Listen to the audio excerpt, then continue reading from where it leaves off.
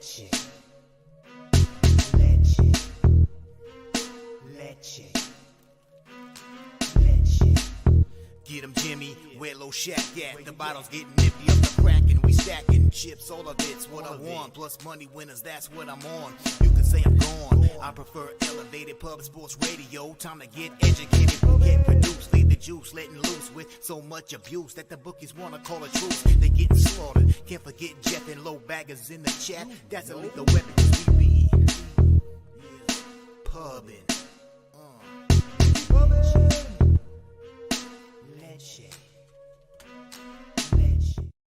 Yo, what's up, everyone? Welcome to Pub Sports Radio.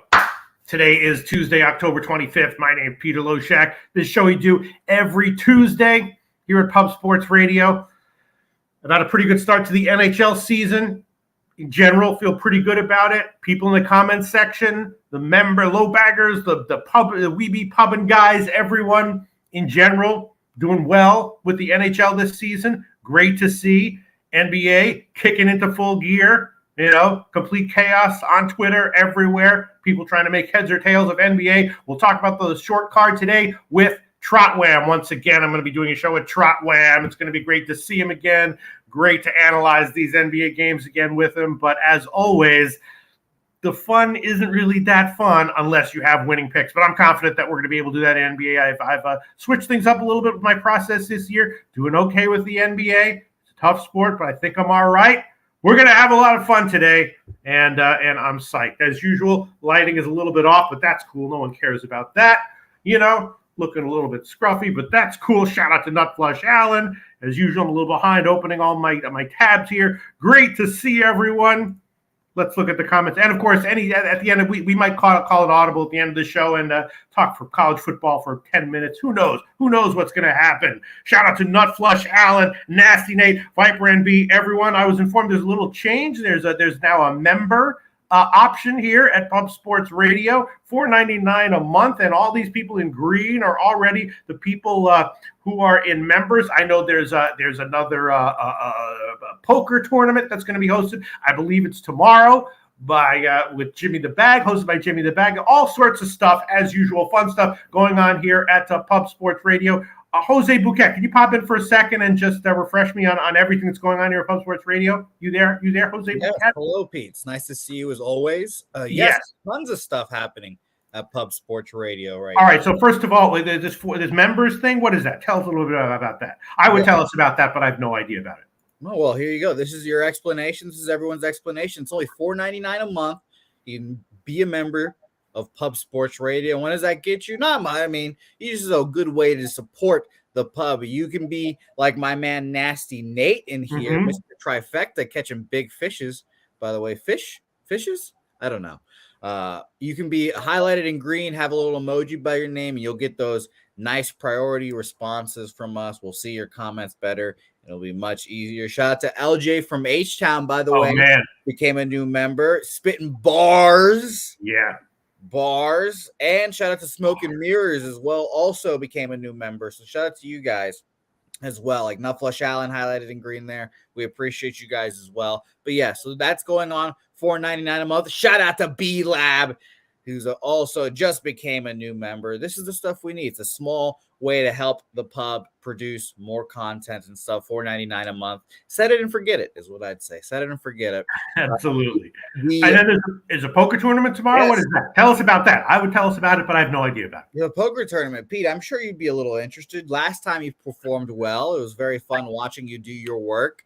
The Pub Sports Poker Tournament, hosted by BetOnline. Shout out to BetOnline. As always, we've been good friends with them for a little bit now. Tomorrow, Wednesday, 9 p.m. Eastern. This time, there's going to be a $25 buy-in. The $25 buy-in, spice up the stakes a little more, get everyone going, get everyone playing serious. Blind structure is still the same. And when you sign up for an account, if this is your first time signing up for an account with BetOnline, use promo code PUBSPORTS so you can get a 100% deposit match up to $1,000. So I deposited like $300. Get that little deposit match, get a little $600 action. You want to deposit the full $1,000? Do it. That's your bankroll. Do it. I'd love to see it. But yes, Right. when you go to pub for or when you go to BetOnline, go to the poker tournaments, you'll see pub, or you just type in pub, it'll be the first thing up there, and use password pub sports October, OCT, to get in there.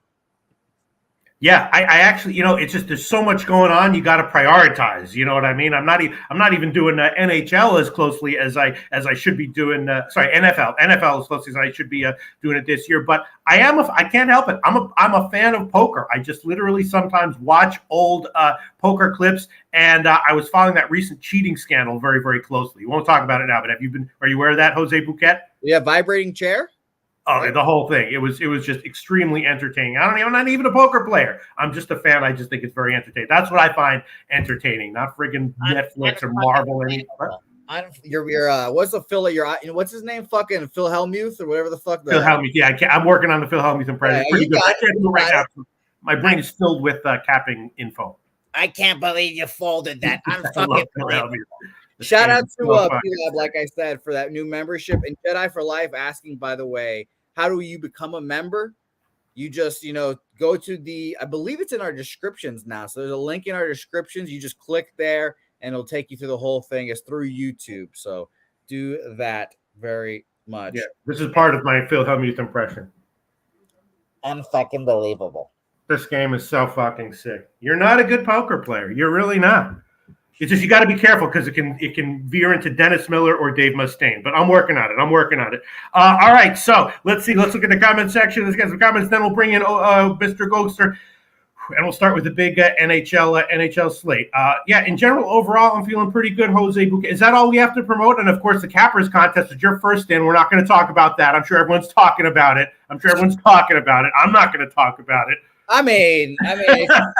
3-2 this week. The Patriots took me away from a 4-1 week, but we're feeling great. We're feeling great. Yeah, no, I obviously, Pete, I pour over the NFL numbers all the time. That's just my number one priority, and I found myself in front of the lead. So everyone, come fucking get it. I've said it. Come fucking catch me. Yeah.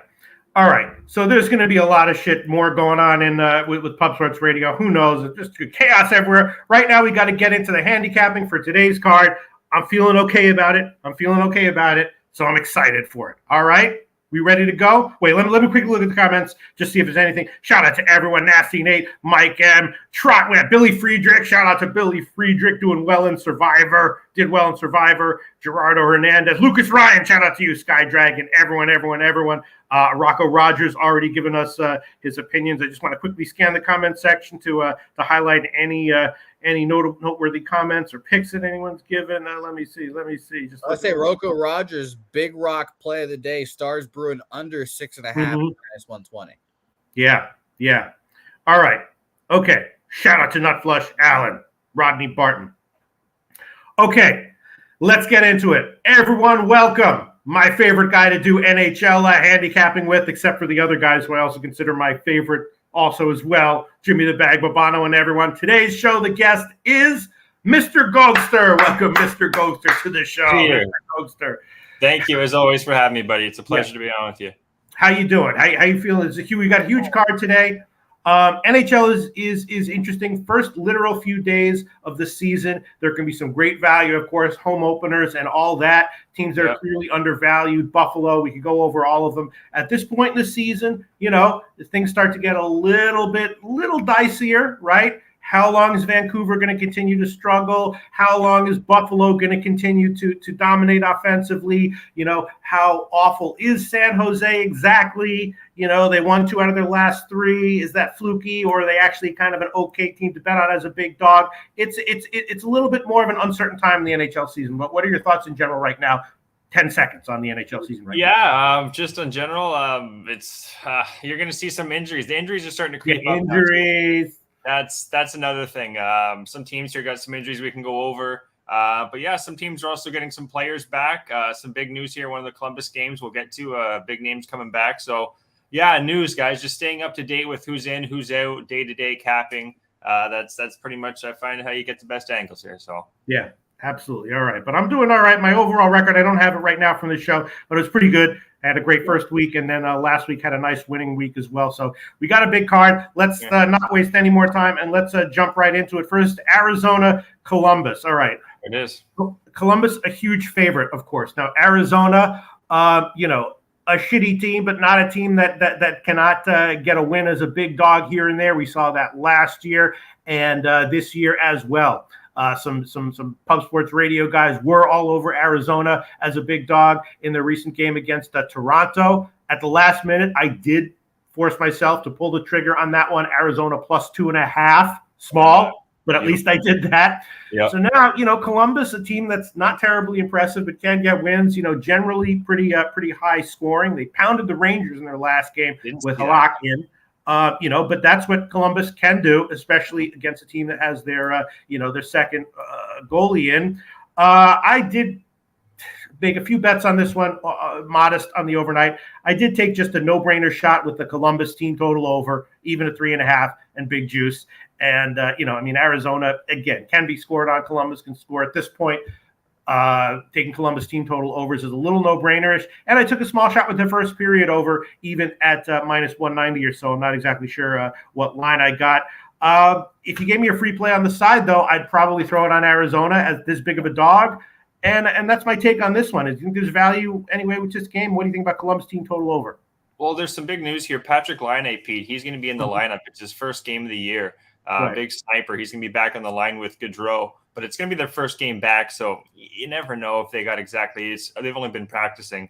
But Arizona, they're coming off a 6-2 loss against Ottawa, 6-2 loss against Montreal, then that 4-2 win against Toronto. I think they can maybe surprise some people here, Pete. I was going to take Arizona money line plus 145 first period, but I'm leaning. I'm not going to. Well, another reason is, guys, Merzlikins, he's not in net, Pete. It's Tarasov. Oh, he's not?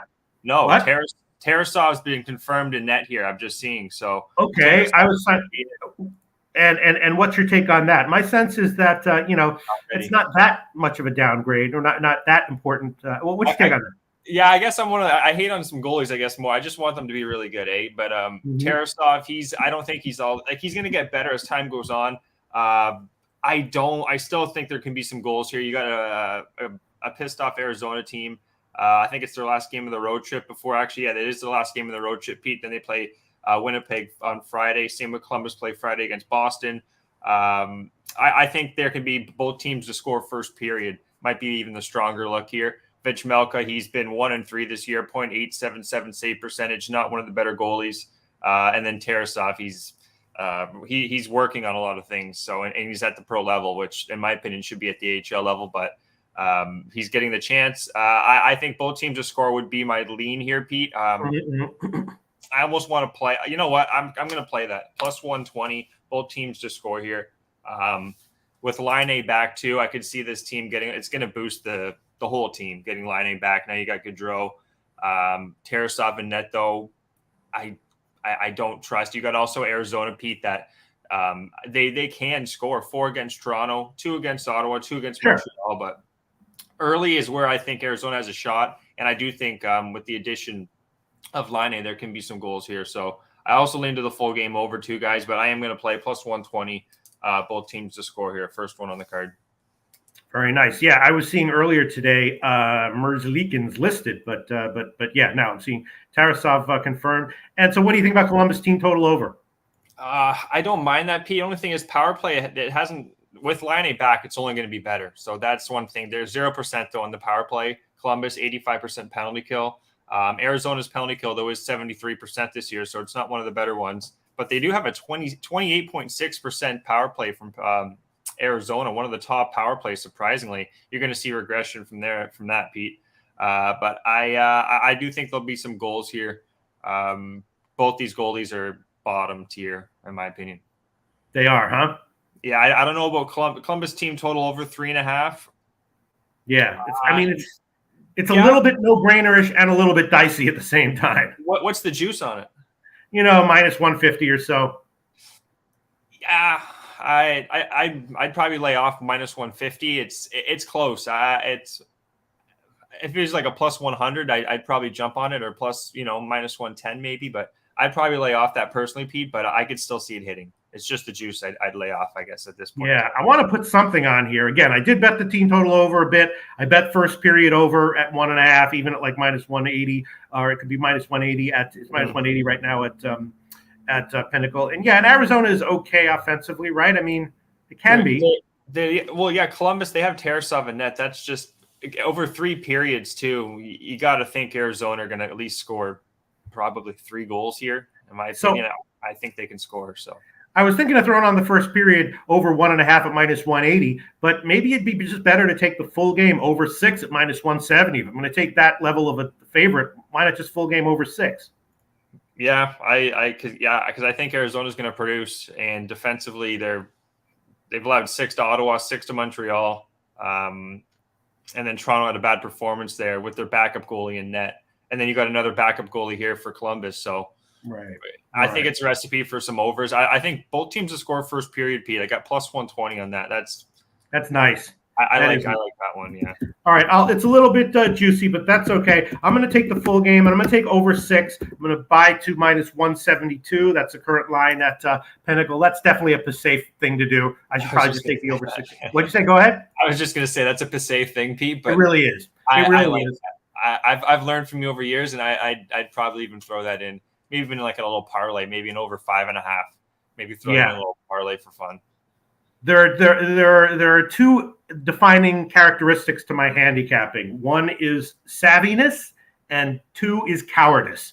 That's who I am. I'm a very savvy and fearful handicapper, and so this pick I think is a bit savvy and a bit cowardly. And perfect. Classic Loshak pick here. Arizona Columbus, full game over 6, minus 172. All right, let's move on. The next game on the docket, Dallas Boston. This is an interesting one. Dallas on a back-to-back, right?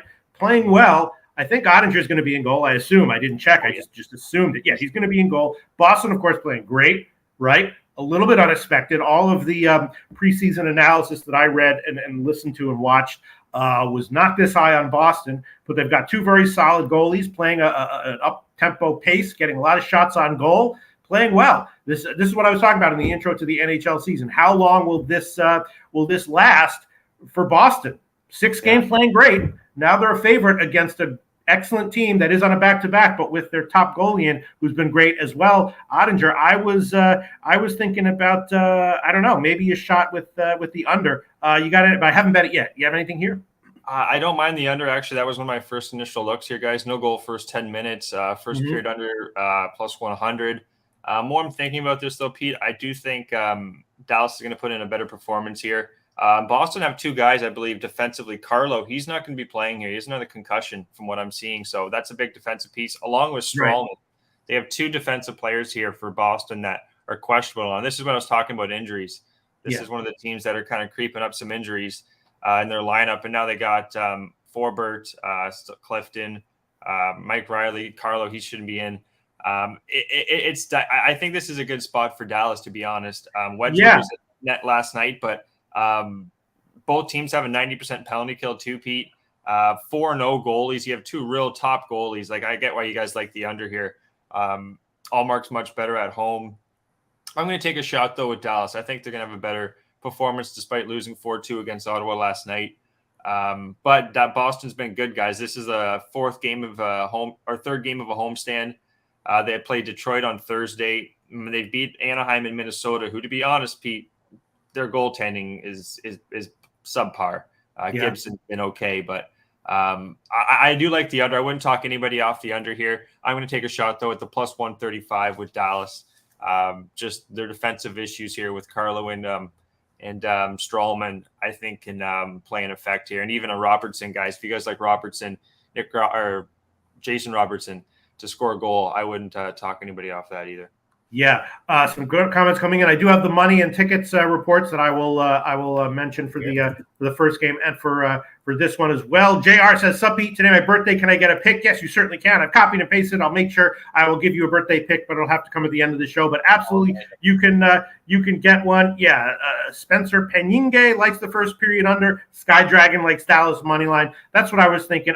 You think there's going to be fatigue issues here the big question? I'm not even really worried about fatigue for Dallas. I'm mostly just worried about lively offensive play from Boston. Yeah, I'm just looking at their lineup right now. They got DeBrusque, Bergeron, Frederick, Coyle. I do think there's going to be regression. They got an 18% power play. They're who they've played. I'm just looking at who they've played, Pete. It's been Anaheim, Minnesota, Ottawa, Florida, okay, Arizona, the Devils. Sorry, that was in the preseason. They haven't really been battle tested. And even Right. Washington. Washington wasn't that good at the beginning of the year. So I think you got a pretty pissed off Dallas team who just were outplayed against Ottawa last night. So I think they'll be fine. Dallas here. Give me Dallas plus 135. Mm-hmm. But I don't think it's going to be a high scoring game. You got two goalies that are. I wouldn't expect there to be a lot of goals here. So maybe even a Boston total under. I don't mind. Right. As well. That's what I was thinking. Some interesting stuff on the count here. Looking at Sports Insights, 76% of the tickets and 94% of the cash on Boston, but no line value according to Sports Insights. And then 67% of the tickets and 83% of the cash on the under, which is not a surprise. That's what I would have expected. The Arizona-Columbus game, again, no line value according to Sports Insights. 60% of the cash, 70% of the tickets. 60% of tickets, 70% of the cash on Columbus, not a surprise. And then 80% of the tickets and 95% of the cash on the over, not a surprise there either.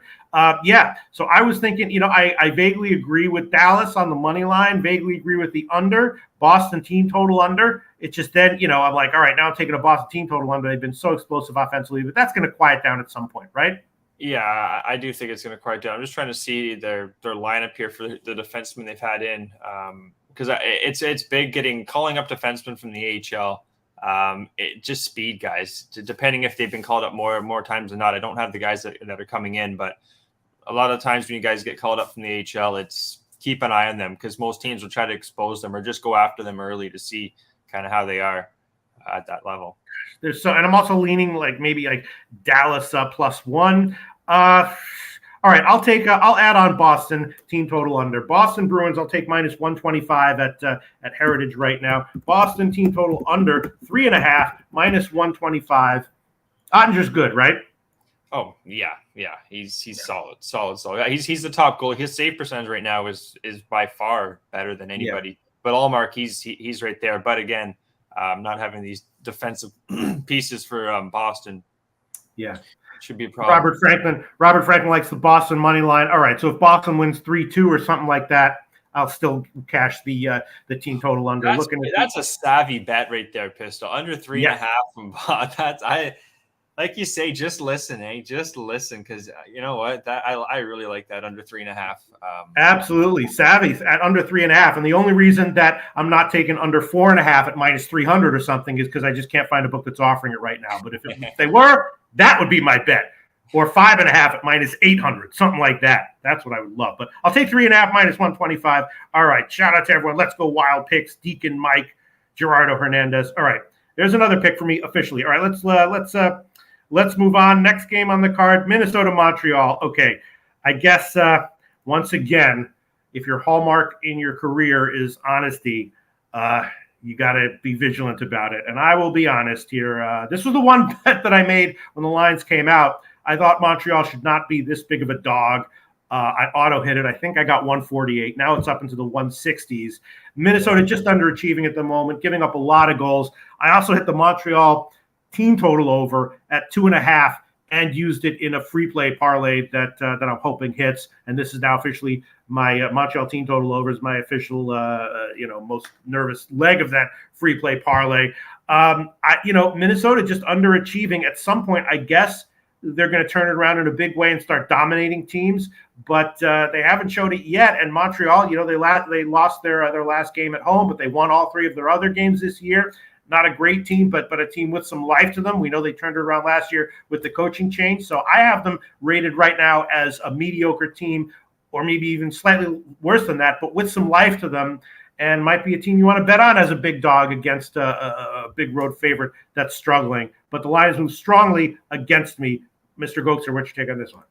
Oh, I'm on Minnesota here. I'm going to that here on Montreal. I just think, Minnesota They should be fine. One thing is Slavkovsky, their big rookie here, he's out. Yeah. That's a bit of, that him in the lineup the last few games, Pete, the last few weeks, it's just been a spark. Like this team's walking around with a little bit of, Conor McGregor with the arms, Montreal, but Minnesota here, who's really underperformed, especially Fleury, but he's coming back to Montreal where that's his hometown. He always loves playing in Montreal. So he hasn't looked that good, but I think it's a good spot for him to bounce back. Another thing is Montreal's power play is only 5% right now. They haven't scored at all in the power play. Minnesota has got 36.4%, Pete. I believe they're second or third in the league on the power play. And if they're going to be skating, I think they're going to cause some Montreal to take some penalties. And I think even Minnesota on the power play, they should be scoring some power play goals here. I think they're going to jump not all over them, but I expect Minnesota to just out hustle. I hate to say it, Montreal here. I know it's one player in Slavkovsky. Defensively too, Montreal, I want to say almost they've overperformed, Pete. They're very young, but they've looked good. They've looked good, tough, especially this Aber Yexiak. Tough guy, real tough, gritty player. I think this is the line is quite high because at first, Pete, I was with you. I said, well, I think Montreal plus 182 or plus 160, whatever it was. I was thinking Montreal, but more I looked into it, and just my hockey sense told me Minnesota here minus 125. It was 115 overnight, but current line minus 125 three-way. Yeah. All right. Well, we got Sammy Comer saying he likes the Habs money line plus 175. We got Robert Franklin saying he likes Montreal plus 175. I do have the money here, and this is interesting. Oftentimes this kind of a home dog is the side that's indicated with line value according to Sports Insights. But according to Sports Insights, Minnesota is the side with the biggest value on the entire card. 50% of the tickets on Minnesota. 66% of the cash on Minnesota, and according to Sports Insights, a little bit more than half line value on Minnesota, not the home dog on Minnesota. And everything's on the over also, 75% of the tickets and 95% of the cash on the over as well. So that's nice. Maybe I'll get bailed out. Maybe Minnesota wins 6-3, and I still cash the Montreal team total over for my free play parlay. Line value. Significant line value on the big road favorite, Minnesota, according to Sports Insights. Sky Dragon, though, likes the money line for Montreal. Yeah, everyone liking. Sorry, Pete. Just real quick, Minnesota's got 4 goals, 3 goals, 3 goals, 6 goals, 3 goals, 5. Like they're scoring. They have no problem scoring. It's just stopping the puck, and they're getting better. It's only their second game all year on the road too, so. It's not like they've been going back and forth on, traveling situations. They lost in overtime against a tough Boston team. Sorry to cut you off there, Pete. This should be a good I just think it should be a good Minnesota spot. And you know what? I would like Montreal Thursday at Buffalo, because Buffalo is going to be coming back off that long road trip. And I could see Montreal jumping on them early after losing to this game, kind of just predicting down the road, Pete. But because Buffalo's been on a long West Coast road trip. So Montreal maybe in the game Thursday. I know, Pete, I'll be on with Jimmy. But I think Minnesota tonight. Okay, I'm going to hold off for now, but Jack, sorry, the over. Thank you. Yeah, the over might be might be a good play as well. I guess I'll just leave one comment. You see this in all sports. We're seeing it this year with like Tampa Bay in the NFL, a team that had high expectations at the beginning of the year, way underachieves, and it just doesn't really end. And I didn't have the balls to pick the Panthers against Tampa Bay in the friggin' Cappers contest, but I knew it was like that side or nothing. I was definitely not on down. I'm worried that Minnesota might be one of those teams. Like a game in and game out. Overvalued big favorite. No, the law. I'm like that line. The bookmakers must have kind of see what I'm seeing in Minnesota. They're against that game against Thursday against Ottawa will be interesting, and then they got Detroit and then Chicago and then they're back home. So they got this road trip. I think they're going to get right. This is a get right road trip for Minnesota. Yeah, after a real tough though against LA, Colorado, New York. Those are tough first 3 games at home. All right, let's move on to New Jersey, Detroit. The Devils on a back-to-back. They lost at Washington yesterday. Vanacek, I believe, will be in goal tonight for New Jersey. Again, I didn't check that officially, but because of back-to-back, he's in goal, right? Yeah. Yeah. And Detroit, playing well. People we run with, we're kind of expecting that. Alex B. Smith, Jimmy the Bag, Bobano, everyone was like, Detroit will have some life to them this year. They have an upward trajectory, playing well, pounded Anaheim in their last game. And, they're just, Detroit is way more rested. But I was thinking, I don't know, maybe is New Jersey the play here on a back-to-back off of a pretty embarrassing loss.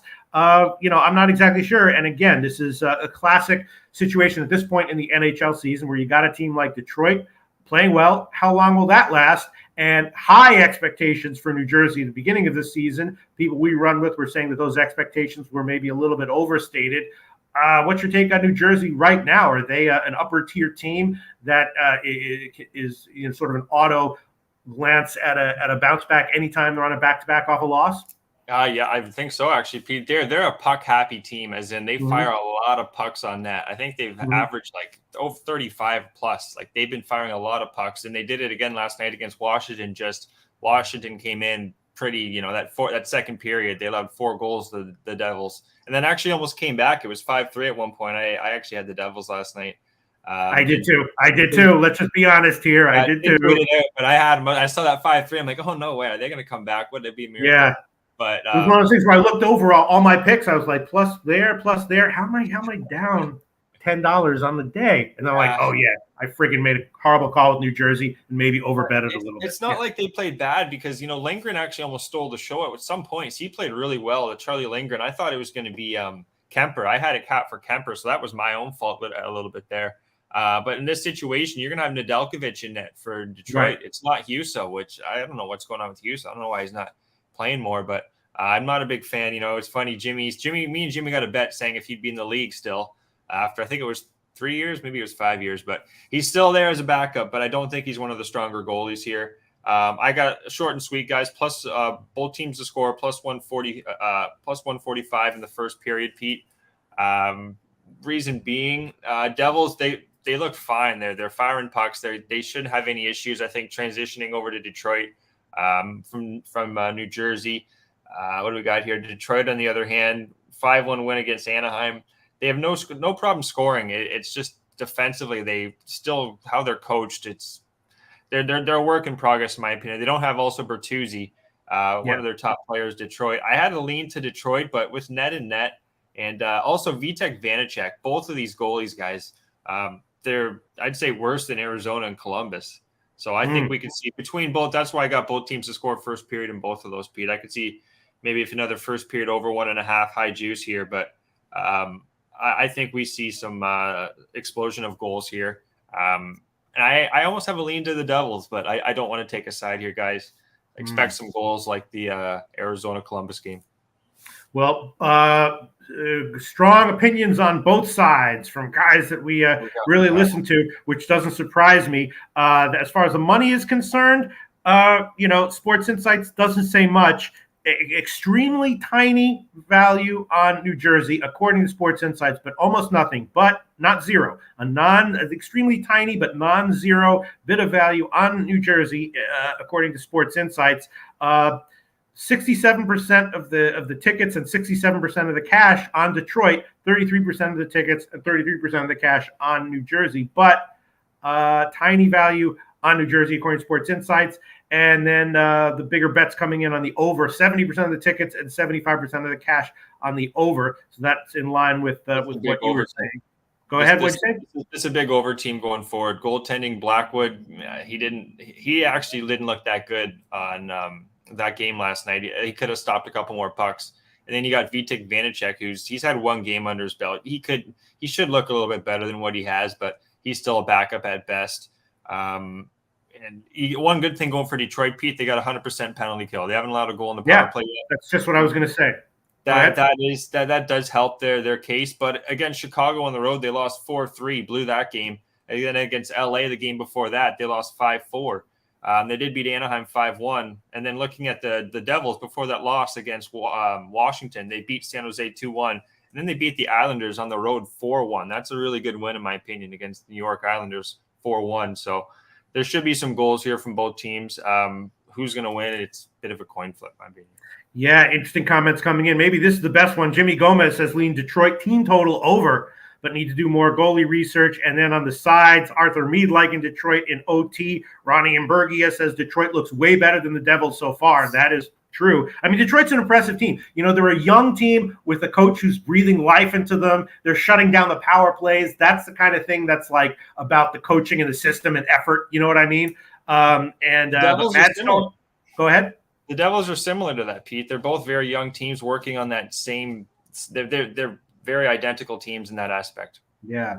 Matt Stoney leaning Devils. Spencer Peninge, kind of like in New Jersey. Sky Dragon, Detroit money line. All right. Now Arthur Mead likes Detroit. So people on both sides of this one. As of right now, I will pass. If you gave me a free bet on this one, probably go with Jimmy Gomez and take the Detroit team total over. But that's and then Arthur Mead says Pete, special teams make the difference. All right, let's move on. Next game on the card, Colorado Rangers. All right, Rangers blasted in their last game, but that was with Halleck in goal. They've now lost 2 in a row. Colorado off a road win, 50-50 so far, which is about what the guys we run with were expecting from Colorado. A good team, obviously a top tier team, but maybe a little bit Golden State Warriors-ish in the regular season and just kind of cruising to make the playoffs.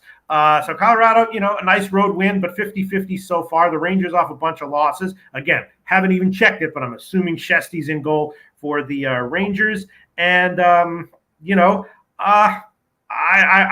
want to take the Rangers here unless maybe the Rangers are not as good as we thought they were in their first 2 or 3 games. What do you think? Rangers at just like minus 105?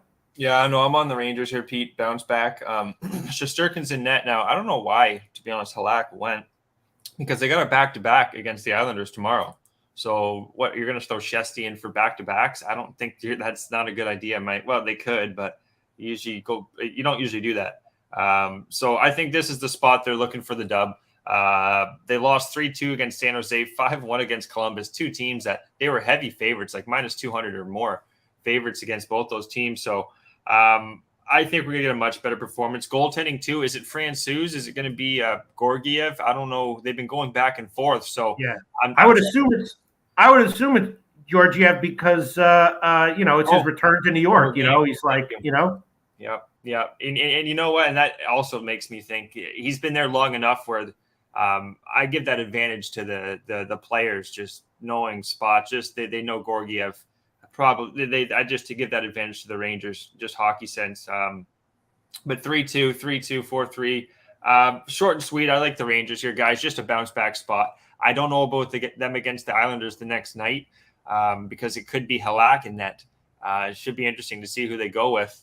But this game here, the Rangers can show up against tough teams. It's almost like they just kind of took those two games a little late. And I was leaning towards San Jose too, actually, Pete, against the Rangers in that loss. Really?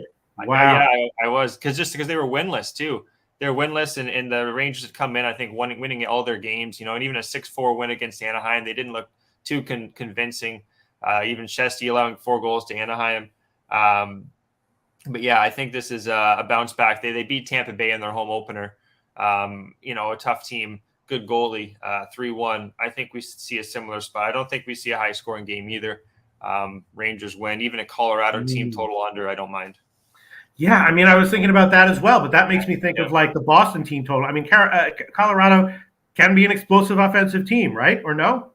They can be. They got more than what Tampa Bay has now. I'm thinking in the home opener.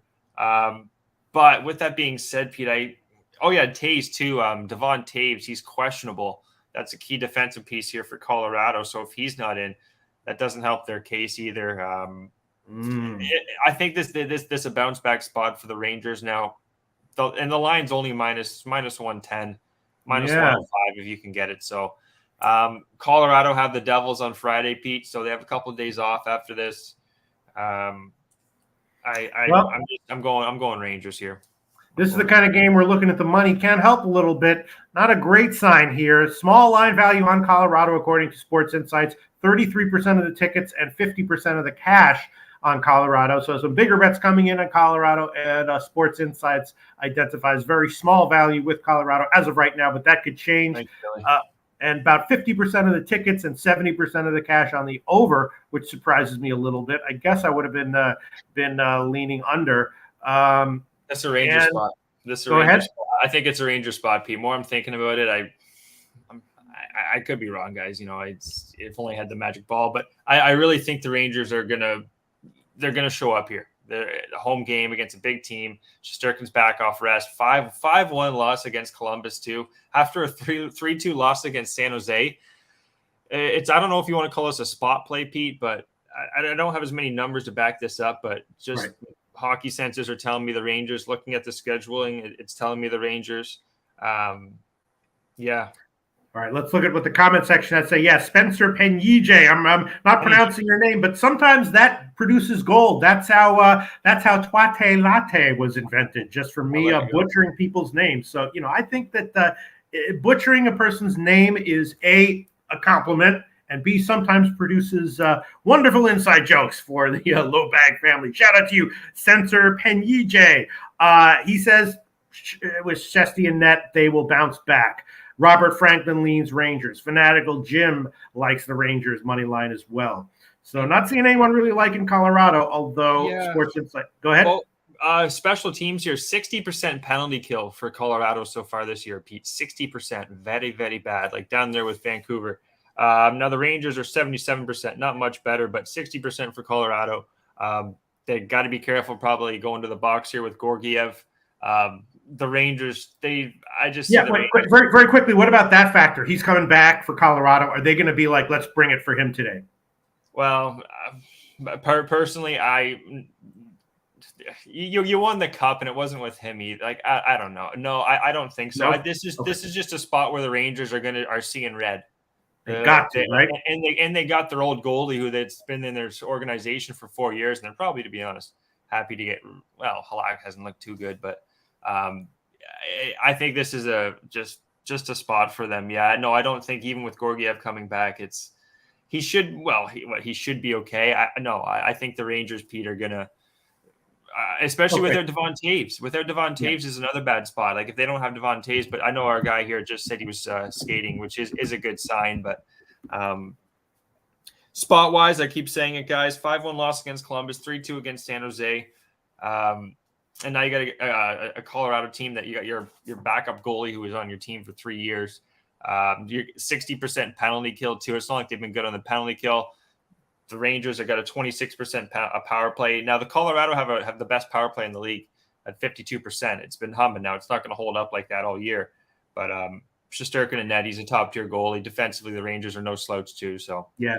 All right, I'll make an official play here, Mr. Gokes. Are you ready? What do you got?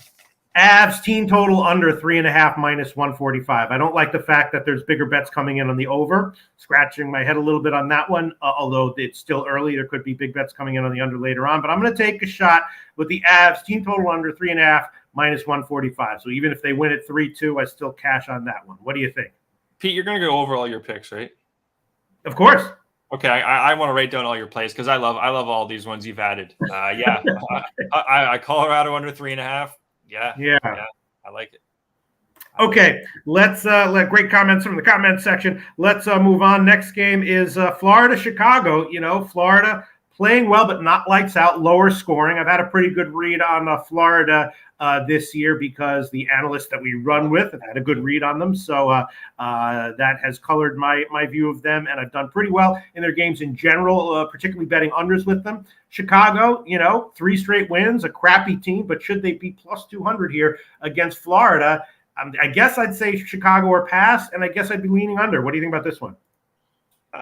This is one of the games I had really no play on, to be honest. I'd completely stay off for me. Staylocks look surprisingly good, 2-1, 0.93. I don't see that holding up, Pete. This guy, I had low expectations for coming in.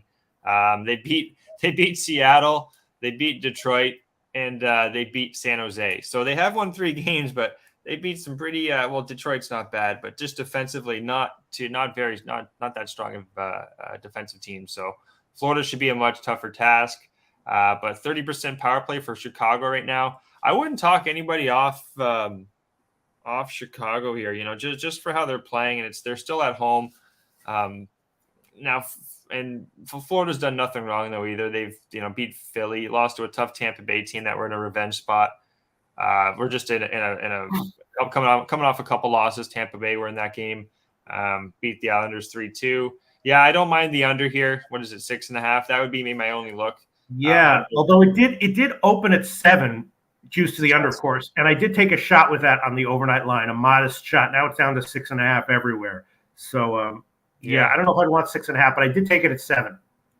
Yeah, I would. Yeah, I like that 7, Pete. I don't really have much on this game, to be honest. I haven't seen a lot of Florida. I got nothing on this one. Sorry, if anyone in the chat there, I'd love to hear your take here. No, they don't have anything on it either. And usually no one's got anything on Chicago. Yeah, Florida. I don't know. I did just coming in on the Ducks here, so under 7 minus 159 at Pinnacle right now. Looks a little bit tempting. Florida's playing a lower scoring game right now, right? They are 3-2, 3-2, 4-3 against Philly. It's just Chicago's kind of riding like a wave, and I don't know when it's going to come crashing. Is it going to come crashing here? Is Florida just going to beat them up, or is Chicago going to have to show life? Because Bobrovsky, we've seen what he can. He's okay, but he can be bad at times too. So, and he was bad in the preseason, wasn't he? I don't have his preseason numbers, but yeah, he's only getting older. Like he's not a goalie. I think okay, long term he's gonna his numbers are gonna be solid. You're gonna want to ride. To be honest, when Bobrovsky's doing well, and when he's not, you want to get off. So all right, well, I'd be leaning under the money. Nothing particularly noteworthy. No line value according to Sports Insights. 10% of the tickets, but 30% of the cash on Chicago. So bigger bets coming in on Chicago, but no line value according to Sports Insights. And the total 50-50 on both sides. 50% of the cash, 50% of the tickets on the under and the over. So, all right, looks like Sports Insights, Mr. Gokster doesn't have much to say about this. The comments section doesn't have much to say about it. Sports Insights doesn't have much to say about it. All right, let's move on. Sorry, Pete, really quick. Billy Friedrich under 2.5. That might be the one look there for Chicago. Because I was saying they're actually playing a tougher defensive team here, going from Seattle, Detroit, and San Jose. That could be the look here in this game. That would be probably my favorite look there. Billy just threw it there. Sorry. Okay. Shout out to Billy Friedrich. All right. Now it's when Pittsburgh and Calgary. Pittsburgh on a back-to-back loss at Edmonton last night. They had been winning and scoring before that. Calgary, of course, strong as we all expected. And now Casey DeSmith, I believe, will be in for Pittsburgh. And I don't know, is Pittsburgh going to bounce back here, or is this a Calgary spot at not a huge line? You're getting a strong team against a backup goalie. What do you think? I'm on both teams to score first period here, Pete. Calgary's been, both teams combined are 8-1-1 to the over in the first period. From what I'm seeing here. So they're heavy over teams. You got a backup goalie in Pittsburgh. Pittsburgh too looked good in the first period. They're up, I believe. And then just it almost looked like they got out skated. They just got out hustled. They got out manned to the puck. Now Calgary, on the other hand, they've 3-2 win, 6-3 loss against Buffalo, 3-2 win against Vegas. This isn't one of my stronger plays either. I'm going to play it though. Plus 150, Pete. The number's pretty juicy. Both teams to score in the first period. 30% power play, 26% power play for both teams. 73% penalty kill for the Penguins too. I kind of lean towards Calgary here if I had to make a play, to be honest. Just because I think Calgary is a top team here, back to back, and it's an older hockey team too in Pittsburgh. Just Smith, not a huge fan of. They got Vancouver on Saturday, so I think that could be a much better spot. They'll have plenty of rest too. Should have Yari. Vancouver too. That's going to be a tough spot because they haven't won a game. But coin, I don't mind that play coin. Minus 140 on Calgary. But yeah, no, I'm seeing here 8-1-1. Yeah, Calgary's 5-0 to the over in the first period here, and then looking at Pittsburgh, they're 4-1-1. So, and then you got a backup goalie. This is more of a numbers play, Pete. My gut kind of is a little, I kind of had some bad fast food with it, but when it comes to looking at the numbers, I think it's telling me it can happen here. So, and it was easy last night. I was on it last night. Both teams to score first period with Edmonton and Pittsburgh. So, yeah, I'm going to rock with this one. Both teams to score plus 150. All right, people in the comment section seem to be liking Calgary. Sam Calmer likes the Flames -1. Rocco Rogers, Flames in regulation -110. Ronnie and Bergia, not a good spot for my Pens. They're going to get outskated again in the second and third periods by a younger, faster team. Exactly what happened, yeah. I'm sorry? That's exactly what happened against Edmonton. Yeah, well said there from Ronnie. Yeah. I think for first period, though, hey, Ronnie? Coach probably gonna realize let's try to get the lead and just kind of last thing they want to do is have to come back from like a 2-0 game here. Like they're gonna want to try and score early, but when you got your backup goalie in net, I think anything can happen. Anything can happen. As of right now, according to Sports Insights, it's one of those curious situations where there's actually slightly bigger bets coming in on Calgary, but Sports Insights indicates tiny, but non-zero line value on Pittsburgh. 30% of the tickets and 15% of the cash on Pittsburgh, but very small line value according to Sports Insights, and everything on the over. 80% of the tickets and 99% of the cash on the over. What about Calgary team total over? What do you think about that? I'm just thinking out loud here, Mr. Gokster, while reading the comments section and listening to you. I don't mind that at all. They've got 3 against Carolina, 3 against Buffalo. They've scored at least 3 goals, Pete, by the looks of it in the last few games. So, and you got a team on a back-to-back with their backup goalie and maybe an over 2.5. I don't know what that juice is. Probably not it'd be way too much. Yeah, it's 3.5. It's one of your, 2022 era NHL team totals. You got a quality home favorite. You're looking at a 3.5 -130 or something like that for the team total. Yeah, it's all the spot is bad for Pittsburgh. Shout out to Phil Kessel for breaking the iron streak there. Oh no, is it tonight there? Oh, sorry, it's tonight. I thought it was last night there. I had a goal actually there last night there. Shout out to Diehard MMA there and Phil Kessel. Shout out to Diehard MMA. Calgary though, it's just Pittsburgh's just they've proven they can come back kind of like they beat. I remember LA 6-1. It's a bad spot for LA. You really got to think about. I think spots are really important in hockey, and everyone in the chats. I think we're on the right spot here with Calgary. But how are they in general offensively? They look very consistent, but not quite explosive. I mean, their last 3 games in a row all had team totals of 3. I'm sorry, their last 3 games in a row, they've scored 3 goals in each of them, and that is under their team total for each of those games. Well, it looks like they're just a tough. You're talking Calgary, eh? Yeah. Yeah, they're just a tough hockey team to play against. But it looks like they got adding Kadri, even Huberdeau. Brett Ritchie, Lewis, Blake Coleman. It's similar lineup to what they had, but no, and then you got Weegar too, Pete. Mackenzie Weegar, Tanev. They're a good all around team in my opinion, from top to bottom. Now, do they want to get in a shootout with Pittsburgh? You know what? This is a real tough game. This is a tough game. I know everyone in the chat we like Calgary here, but Pittsburgh's no slouch here, and I don't know. I think there's going to be some goals, though. I do think there's going to be some goals. And the thing is that, when you take the team total over in a spot like this instead of the money line, what situation are you looking to get bailed out of? Pittsburgh winning 5-4, 6-4? You know what I'm saying? Exactly. Is that a realistic possibility? Yeah, I think that's 100% realistic. They don't want to, but they don't want to, Pete, but they can. I guess that's the way to put it. Like they can. Yeah. Or they don't have a bad their offense has looked fine. I'll just bring it up quickly now. Getzel's questionable. Even without Getzel, Malkin, Raquel, Zucker, Carter Kasperi Kapanen. They added Archibald too. I like that. And they've called. All right. Yeah, I think we can see some goals. It's not a play I'm as strong as on some of these other ones, but I think we see some goals, and don't be surprised, in my opinion, if Pittsburgh puts in a good effort. All right, I'm going to take another team total. Calgary, team total over 3.5 -119. That's the current line at Pinnacle. Calgary -3.5. Team total over 3.5 -119. All right, let's move on. Buffalo and Seattle. Buffalo absolutely rolling, right? Blasted Vancouver in their last game, won 3 in a row on their current trip. Seattle, a team that, is supposed to be a bit better this year than last year. And some people are vaguely high on them to start the season. They're off a loss, but in general, not that bad. They've played some tough outs.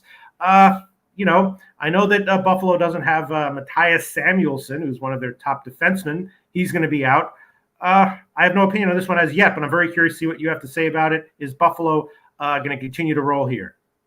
I think Seattle's just an over team, Pete. I think they're an over team. Grubauer's questionable too. So is it going to be Grubauer or is it going to be Jones again? Jones, he hasn't looked that good. They've lost 5-4 against Chicago, but then they beat Colorado on the road 3-2. Buffalo now, they've looked really good on this road trip. It's their last game on the road trip before, as I was saying, they play Montreal at home on Thursday, where I'm going to be fading Buffalo probably. But here, I think again we're going to see some goals. To be honest, now I know Anderson's looked good, but Seattle's got a deep 4 lines that can score. In my opinion, Pete, their power play, what is it? 25% for Seattle, 16% for Buffalo. One issue though is Seattle's penalty kill, 64%. They're just an offensive team. Vince Dunn is your first line defense for Seattle. That's a problem. Adam Larson, Justin Schultz, nice addition. Alexiak, Susi, Borgen. I'm butchering his name there. Martin Jones. Actually, look at that. They called up Joy Decord, so he used to play here in Belleville. They're thin. They're thin between the pipes, Pete. And offensively, though, they've got great additions with Burakovsky, Borgstrad. You got Tanev back in the lineup. Shane Wright. You got first-round draft picks that are starting to perform. Matthew Beniers. I think we're going to see some goals, to be honest here, Pete. Dahlin, too, has been scoring a lot. Defenseman on this road trip. I have a lean towards Buffalo here. I have a question mark, Buffalo plus 110. Just without also Jan Gordy. He's a player for Seattle, and not having him kind of hurts. He's a two-way player, so in my opinion, that helps getting Seattle wins, kind of two-way player there. So give me the over, Pete. Give me both teams to score first period. I got a couple of those here. I'm doing it again here. Both teams to score first period. Rocking them. All right. We got some interesting stuff in the comment section. First of all, spreadsheet play of the day from Ron Crawford. Buffalo. That makes me like Buffalo even more. Ronnie's been real hot, guys. Shout out to Ronnie. He's been real hot with these plays lately. Fanatical Jim, too. Dahlin over 2.5 shots plus 116. Not bad at all. He's been firing the puck a lot, and you're getting plus money. That's a good little play there. I wish I gave up more player props. I told one guy too, Pete, I'd be giving more goalie props. Just haven't had the time. Yeah, just not enough time in the day. All right, well, let's look at the money, and then we'll go to the comment section. Nothing according to Sports Insights, although the bigger bet's definitely coming in on Seattle. 27% of the tickets and 60% of the cash on Seattle, and actually an absolutely teeny, I'm talking about like 2% or something, line value according to Sports Insights here on Seattle, which is interesting. Everything, as you said, on the over. 75% of the tickets, 95% of the cash on the over. What'd you say? Yeah, it's an over spot. You know what, guys? I wouldn't be surprised if Buffalo has a letdown here. They've won. They beat Edmonton, beat Calgary, beat Vancouver comfortably too. And Seattle's coming off blowing another lead against Chicago. And, lost against St. Louis 4-3, beat Colorado 3-2. And they're an underdog too. Who's an underdog? Buffalo. You know what I mean? Like they're an underdog here against Seattle. That's kind of like bit of a head scratcher, to be honest. If you look at how well they've been doing, that's just kind of the spot. I think it could be a bad spot for Buffalo the more I'm thinking about it. But I think, again, there could be goals here. How is Buffalo defensively? They're young. I'll bring it up here real quick. Dahlin, again, he's one of their key defensive players for Buffalo there. He's been scoring a lot of offense from him. Also, Owen Power, young player they called up. Labushkinin, he's okay. He's okay. To him being on the first line, a lot of physicality out of him. Jacob Bryson, to be honest, their defense is not the greatest in my opinion, Pete. So, whose defense is not the greatest? Seattle, right? Buffalo and Seattle, right. both of them. To be honest, I'm not they're not they haven't proven themselves like Dahlin has. Dahlin's really good. Don't get me wrong. Labushkin, no one's wanted him. Owen Power, he's an up and coming stud. Jacob Bryson, I don't know much about him. Pouliot, Cal Clegg, they just must have picked him up. But offensively, both of these teams can trade goals. So yeah. All right. Great analysis. Great analysis, guys. I've been listening to I wasn't sure about this game. I am going to make an official play. I'm going to take Seattle team total over 3.5 plus 101. Current line at Pinnacle. Seattle team total over 3.5 plus 101. All right, let's see if that. So again, that goes against Ron Crawford's. Partially goes against Ron Crawford's spreadsheet play of the day on Buffalo, which is very interesting. And then the comments section. What were you going to say? Mike M just says anytime goal scorer here for Dahlin. I don't mind that at all here. I'll just look at it real quick here. Player props. Dahlin, he is -1. Oh no, that's points. Until I'm an amateur here, Pete. Sorry, I'll have to get it another time there. But he's Dahlin. Yeah, he's there. He produces a lot of offense. Pete, if you have a defenseman that can really push the puck, like that's good, like kind of like Cale Makar. Like you got a defenseman that's really good at just producing offense from defense. It makes offense a lot easy for your top three. So. All right, we got two more games. We want to get to a Trot Web and the NBA, but just very quick. What'd you say? Brisk pace. I forgot brisk pace. Yeah, and then just looking at comments, a lot of interesting comments here about this game. Coin liking Seattle money line, Robert Franklin Buffalo regulation plus 160, Creekman Sabres -1. So kind of opinions on both sides here. Aloha East Side, Pete Loshak, good to see you, old friend. Shout out to Aloha East Side and Galactic High liking Kraken over 7. All right, I've taken the Seattle team total over 3.5. plus 101. Next game, Tampa Bay and LA. Tampa Bay off of 2 nice wins. Vasilevsky back in goal here for Tampa Bay. And, LA been competitive. Back home off a 5-game trip. Tampa Bay can be very, strong defensively when they want to be. And I was thinking maybe leaning under or LA team total under. What do you think? Oof. All right. Well, I'm on that. I wanted to play first period LA Kings. I also wanted to play LA Kings full game money line. I'm only going to take the full game money line, Pete. This team can score, man. They're coming off that long road trip, 6-1 loss against Pittsburgh, 4-3 against Washington.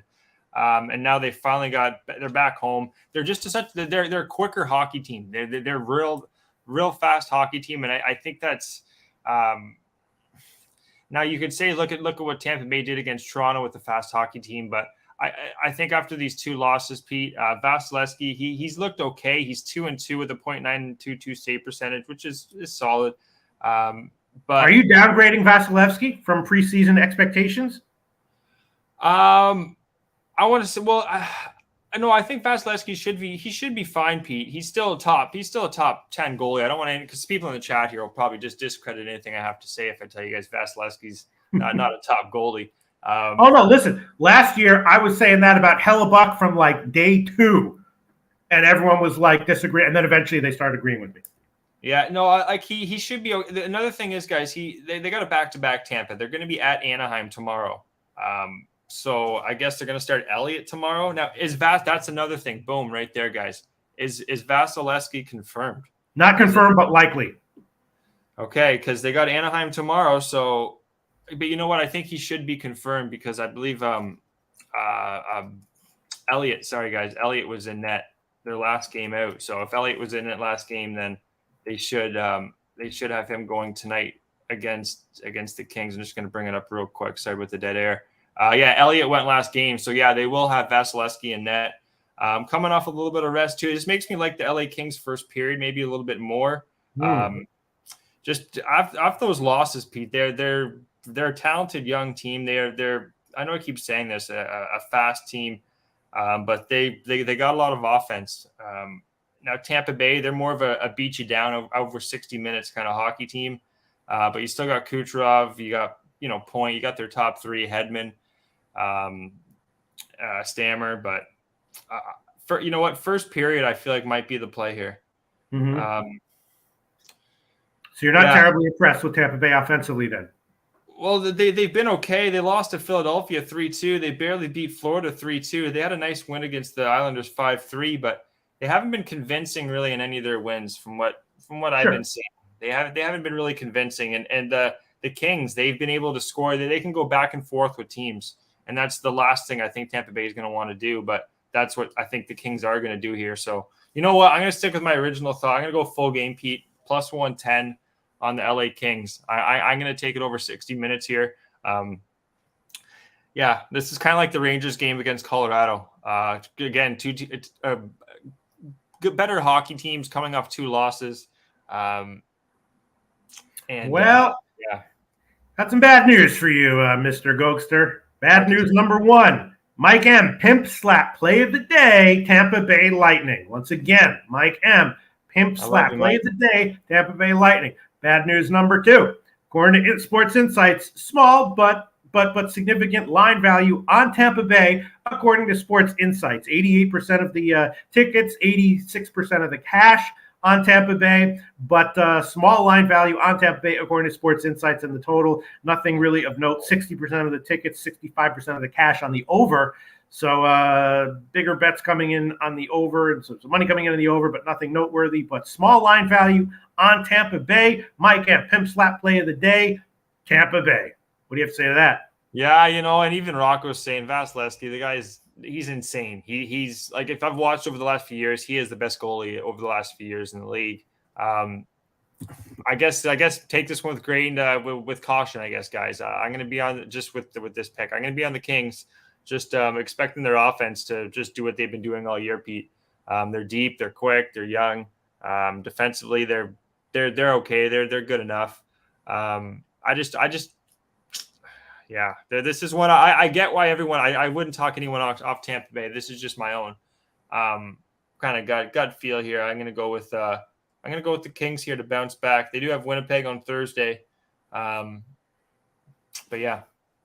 Well, a little bit of good news. Spencer Penigi says, I'm with you, Gogi. This Kings team is sneaky. So, okay. So you're going against the Pimp Slap Play of the Day and Sports Insights, but on your side, Spencer Penigi. Yeah. And you know what, Ronnie, too, I completely see why. Like I'm trying to make cases in my head and for this game, and I don't have many, but again, it's just hockey feel. Again, they're kind of like Seattle guys. I know Buffalo's looked really good, but oh, and Julian Cesario's with you as well. Okay. There you go. We got some life, baby. We got some life. Not bad.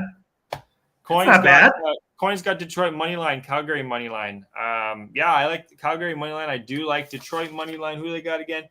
Yeah, that should be a fun game back and forth. Ned needs to have a good game. This guy's really been just falling off the face of the earth, so maybe he can do it here. But yeah, no, I like the Kings here. Plus, I saw the number. Yeah, I get a little plus money too. Give me the Kings. Strong offensive team. Let's see if Vasilevsky shuts this team out, then Jesus Christ, this guy's. Why would you not expect that?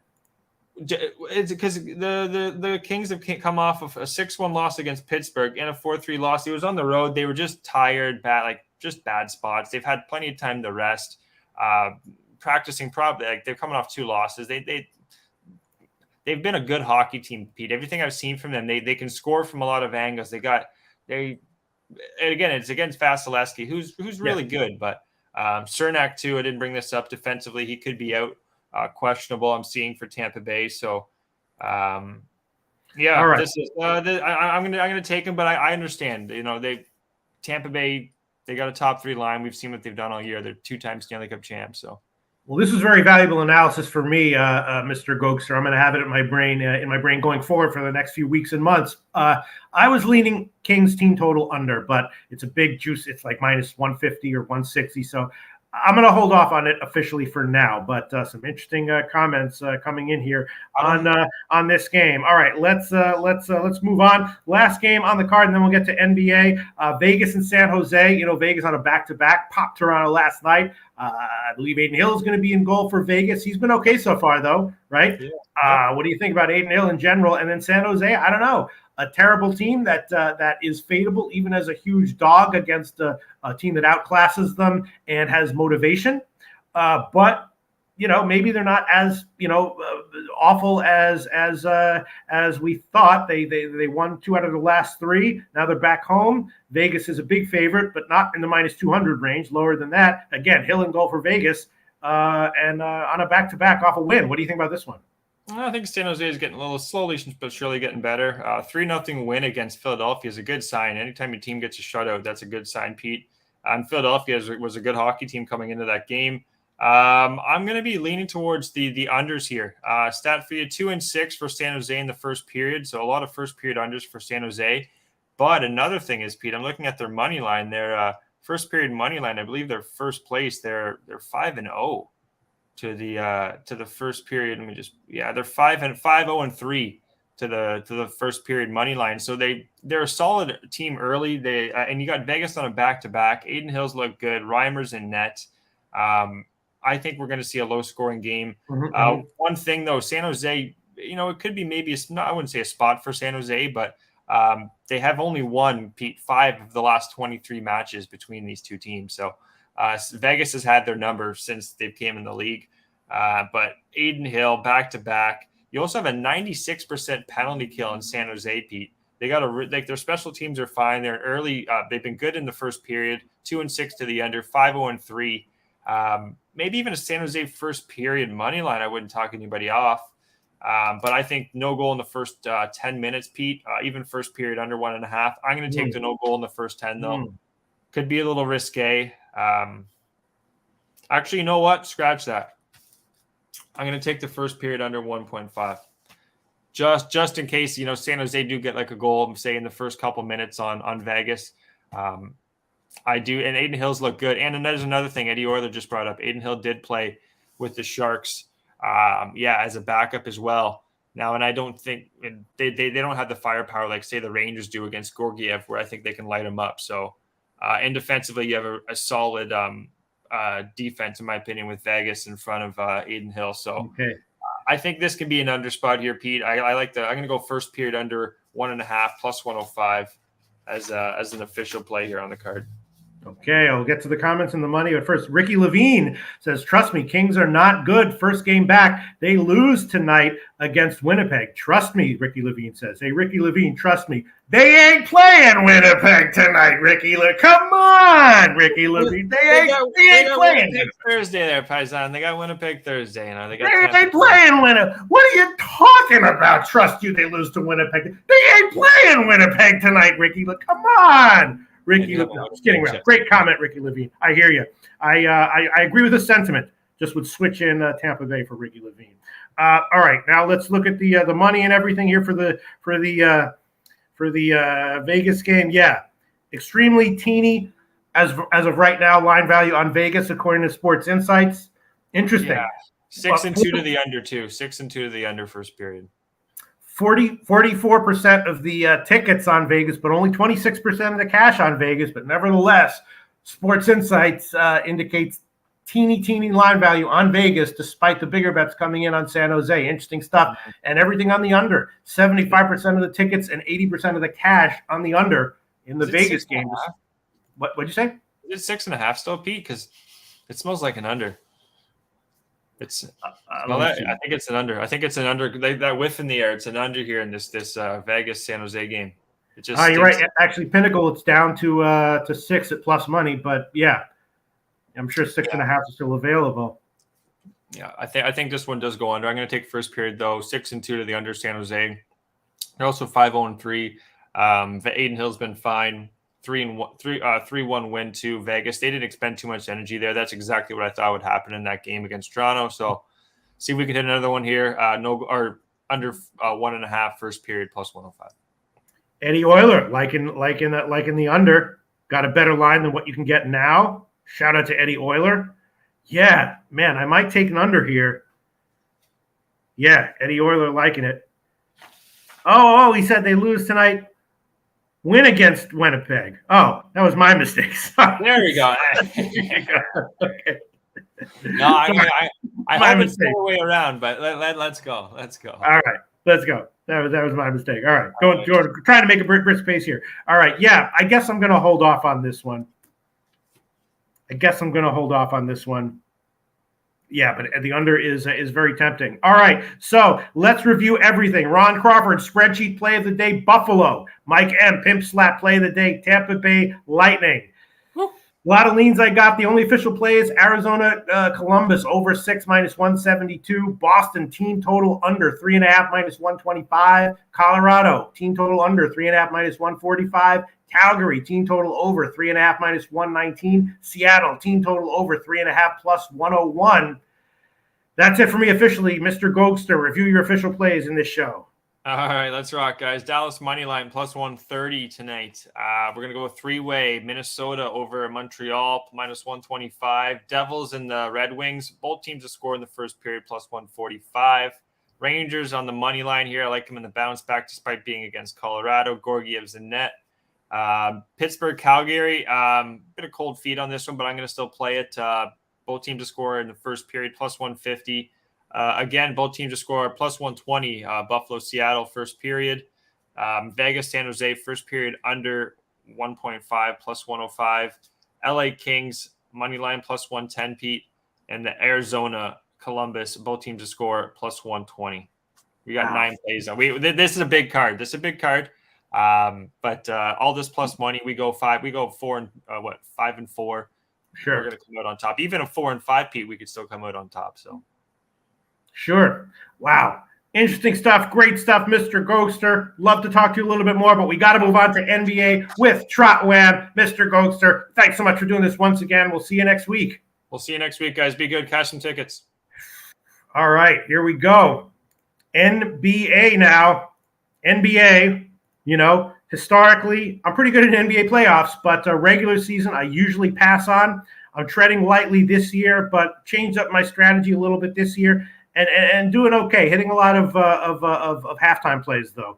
But changed up my strategy and doing a little bit better. Like a lot of people, I shit the bed in the first day of the season, but since then have been all right. I had the Bulls as a big underdog yesterday. An interesting time of the season for NBA, and we're going to break down the 4-game card right now with. Welcome to Pub Sports Radio, Trotwam, Walter Trot. Hell yes, Trotwam. There you go. Nice glasses, Trotwam. Great to see you, Trotwam. Give me your 10-second thoughts on the NBA so far this year. How's it been going for you personally? Been going great. We've been catching some really good props. Can't wait to dive into this card. Also, my son is running wild right now, eating banana, so it's all good. And feeling great, bro. Woke up today with my right mind, bro. You know how it is. Yeah. I don't yet do NBA props, but I feel like that's really where the best bets are at this in 2022 and in the next few years, right? Like because the lines are very sharp and a little bit unpredictable, but people who know props, I see them really do well with them. That's what you focus on right now? Right now, well, you know what? I wouldn't say I'm focused on that. I'm just trying to pick my spots. And it's been some good underdogs. I will say that. It's been a lot of underdogs that's been cashing. Shout out to Portland. Portland is really good on the underdog. They've been underdogs, I think, every game, and so it's been great. That's been good for me. So I'm excited, man. This is a great start of the year. Trying to be consistent and not overdo it, though. So I'm picking my spots. And same thing with today's card. And I'm doing a lot of halftime stuff. The Portland game yesterday didn't have any clue pregame, but I had them big halftime. At the half, I took Portland, but pregame had no idea. So that's just what I do. But we'll get home, man. The NBA is so stressful. Let's start Trotwam. Let's start Detroit, Washington. This is just another game. It's just probably at halftime I'll have a bet. But you got two young teams, right? Both of them pretty impressive. I don't really want to bet against either of them. I guess you gave me a free bet. I take a shot with Detroit just because they're getting points, right? They lost 2 in a row now. All 3 of their games so far have gone over. Washington, a young team, not bad. D's been good. Pre-game, I got nothing. If you gave me a free play, again, Detroit just because they're getting points. We'll see what the money has to say. We'll see what the comment has to say. The comment section has to say. We'll see what Trotwam has to say. Is this game bettable pre-game, Trotwam? It's very interesting to say that. I mean, I think this probably is at least one of the games that we don't have to worry about injuries. We've got big news in other games. So in this game, I don't think we have to worry about injuries. Just Corey Kesper, most likely to make be able to play. I think he's questionable right now. As far as Alec Berg, Bright Bagley, those guys are not playing. As far as for the Pistons, let's say this: they lost They lost 7 out of the 8 meetings against the Wizards. Out of the last 8 meetings there. Kuzma, Bill kind of seems like really good centerpieces for this Wizards team as well. And I think I like that, KP, which is the Porzingis. I like that he's not having to force it. He doesn't have to be the second guy. He doesn't have to force it. He can just play defense. He has pretty good defensive moments there. So I do like them coming out of there. But I understand what you're saying as far as them be catching points. Detroit is still a young, good enough team. Jaden Ivey showing that he's really good with Cade. I love how they're cohesive with each other. But as far as this game, man, I only would think towards the Wizards just because I think that the team is just a little bit more constructed for the now. And as far as the team, they're going against players that they know that they could play over, they could be able to score over. I think the Pistons are a scrappy team, though. So as far as taking the points with the Wizards, I'm not doing that. That's something I don't want to do. I think that's not a good bet in my opinion. So I did take in consideration a prop that I really like, which is Monte Morris over 4.5 assists. So I took this bet last game on their opening day for the Wizards. Monte Morris to have 5 assists and them to win the game. So as far as Washington to win the game, so outright, it's like a money line parlay with it. I also took it singly. It's taking the 4.5 at plus 117 for Monte Morris. He's averaging 5 assists, so he's doing this. Went over it twice out of the 3 games that they played, both at 6. I think that you're going to see Bill be a distributor as well. He's been going over his assist total. He's been doing his thing on that regard as well. But I think long term, and I talked about this in the previews that we did, I think that long term he will be like the playmaker for this Wizards team, especially when it's time for Bill to be the offensive guy. So I like Corey Kispert might be coming back. That's just another guy he could possibly pass it to and hit get this assist prop over. So I did take this as far as official play. This is the one I am kind of confident in as far as the day. It's the over 4.5 assists for Monte Morris. Again, 4.5 assists. I got it at plus 117. I think that's the best you could get it right now at BetOnline. And as far as the Monte Morris 5 assists and Washington to win, the best available is at FanDuel at plus 190. I like that look a lot. So that's the way I'm going in this game. I think that they win the game. Maybe I don't want to lay the 5.5 with them, but I think they win the game, and I do like Monte Morris to get 5 assists tonight.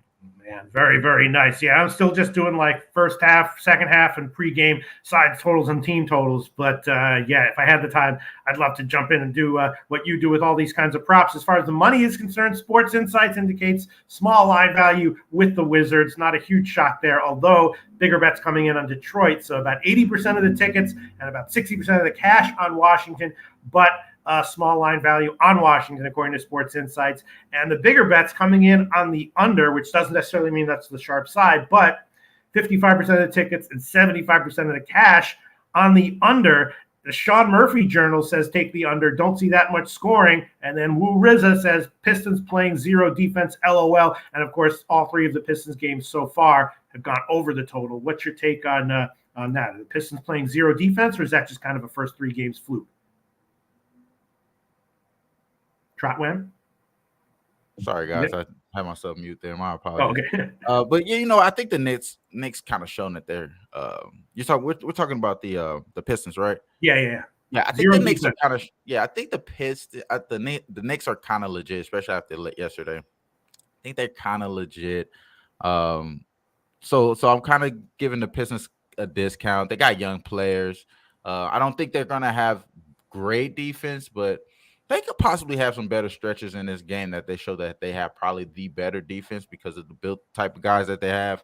And, I think they have a lot of good, talented players on that side of the ball. I like Sadiq Bey as well, but neither here nor there. But I honestly, as far as the total, it's kind of sketchy, though. And obviously, we don't have enough numbers to kind of like back up things and stuff like that. Wait until a couple more games. I think we'll have a little bit more stronger numbers. But as far as the 3-point percentage that they're giving up to opponents, I believe is not that bad. Or no, it's about ranked 22nd. They're giving up 39%. So that's pretty recent. Obviously, only 3 games, but it's just like I don't know. I don't want to judge them so far, just based off of the first 3 games. But at the same time, I mean, it is the Pistons. Are we expecting them to be locked down solid this year? No, we're really not. We're looking for them to play a lot of good tempo offense and be able to score on teams. So I don't want to take an under against Well, So that's what yeah. Woo Rizza liking the Wizards team total over, and Rodney M liking a good game from Ivy. Points total over and points, rebounds, assists over. Spencer Penage doesn't like the rebound over for Ivy, but does like the points and assists over. So, all right. Prop bet from Troutwam. That sounds good to me. I'll probably have a bet on this game at some point, pregame or first half, but as of right now, can't give anything official. Let's move on to Dallas and New Orleans, right? Dallas off the huge blowout win, playing well. New Orleans lost their home opener in OT as a big favorite, but they've been great in 2 road games to start the season. Man, I don't know. I mean, New Orleans is banged up, but they're fighting anyway. So I don't know what to make of a team like that. Maybe it just doesn't matter who's in there. This is a team that's going to have fight, especially as a home dog, or maybe they're just too banged up and it's just a fade or pass with New Orleans. Again, not sure what I think about this. That's where I'm going to pass the mic to Trotwam. What do you think about New Orleans as a home dog here? This is the reason why I like the NBA, Pete. Okay. Finally, we have a reason to like the NBA for a betting. Yeah, this is the reason why I like the NBA. Finally. We could be talking about games, and then news just break like, okay, Zion is out for the night. Well, that's very significant news. You know what I mean? Like, now we have whatever we wrote down. Hopefully, we wrote something that said that he was kind of injured. Yeah, I mean, I sort of had in my notes. I was like, he's either not going to play or he's going to play hobbled. Yeah, they just announced that him and Herb Jones, obviously the defensive guy that I love on the Pelicans, is going to be out. But then you start to think of the overreaction that you're going to get for this, and I that's the first thing I think about. Now, they did say Tim Hardaway Jr. is doubtful for the Mavericks side of the ball, so they do have a guy that most likely will be out, Tim Hardaway. But we know that maybe they're going to be more whole than this Pelican team. No Zion, no Herb Jones. Those are 2 big pieces, especially on the defensive rebounding side and on the actual defensive perimeter side with Herb Jones. So those are big deals, but I think that there may be some overreaction here. We still may have – it seemed like B.I., which was in and out of concussion protocol, I believe, towards the end of that last game. So the last game that they lost, which is the only game that the Pelicans lost against the Utah Jazz, they pretty much were in position to win the game. They weren't able to execute. Brandon Ingram wasn't in the lineup. I'm sorry, he wasn't in the game based off of the concussion. Kind of bumped his head, got out the game. Okay, they said Ingram is out as well. Kind of interesting, man. That part, that's the reason why I was liking the Pelicans. I feel like if Brandon Ingram's in the game, the offense flows a little bit better. Like I seen in the last game, they kind of missed him really bad in that Utah game. If he was in the game, I feel like they win the game. He's going to be able to score on whoever is on the Mavericks there. So that's the reason why I was thinking still take the Pelicans, just based off I believe that they're a better team. And this is a good chance, a great opportunity for Coach Willie Green to show that he has multiple game plans for multiple lineups. This is a good team that's constructed, even though they don't have a lot of their guys. They're so deep as far as having Devontae Graham. Now he could slide into an offensive role that they maybe fill a void that Zion leaves out, or or in that case, but maybe it's not as much defense there. So I do think that there may be some points scored if Brandon Ingram's in, but if he's out, I don't see that as far as any official news or anything. But he was considered questionable when I capped this game. Now that they gave us the information with Zion and Herb Jones and not give Brandon Ingram, my thought process is he might be playing. So that's why I think the Pelicans may be a good spot, because they may be able to still score on this Mavericks team. Their catalyst is going to be defense. The way they win games as far as Dallas, they're able to blow out teams. It's based off of their defense, not always predicated on their offense. And I'm going to say this as well. Like, I'm going to keep an eye out on a lot of these overseas guys like Luka, like some of these guys that played all this FIBA championship stuff. We've seen it time after time. Those guys end up getting hurt. I'm not saying anything bad about them, but say it. Those guys. I'm just saying I'm not trying to bet or think anything long term until we see them fully all the way healthy. Not saying anything bad. I don't want to wish anything bad on Luka. I hope he has a great season, healthy season. But I'm just saying we've seen. I'm sure Pete knows that a lot of those guys getting hurt. But yeah, in this game, I don't have say anything, it, but I know it. Yeah, I didn't have anything because of the information about the injuries. I wanted to make sure I got everything concrete, but that's the way I'm thinking here. I think the Pelicans maybe still be the spot. I like the Mavericks. Don't get me wrong; they did hold it down, blew out, the last opponent. But I think the Pelicans are a really good team. They should be undefeated if Brandon Ingram is in the lineup. Well, yeah, when I looked at this game, I was thinking under. Then I got felt nervous about it, and I was like, first half under maybe. Then I started to feel more nervous about it. I was like, maybe just the first half of the second quarter under. When you like a play, but you're feeling nervous, so you try to chop it down to just a 30-second bet or something. But Woo Rizza says game screams under all over it. And looking at the money here, man, 25% of the tickets and 90% of the cash on the under. So big bets coming in on the under. Not sure if it's moved that much, which is, it's moved a little bit. But if that was real sharp action, that would be down to 216.5 by now. It's not. And weird stuff on the side. 67% of the tickets on New Orleans, 90% of the cash on New Orleans, but then tiny line value on Dallas.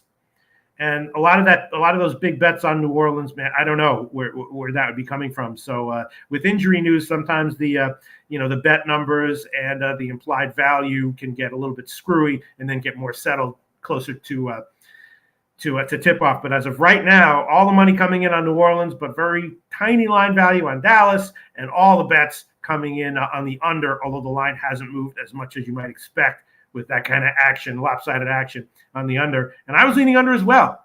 I just don't know if I want to pull the trigger on it. Shout out to Red Girl. Man, what do you think? I know I got to just make a decision and then move on.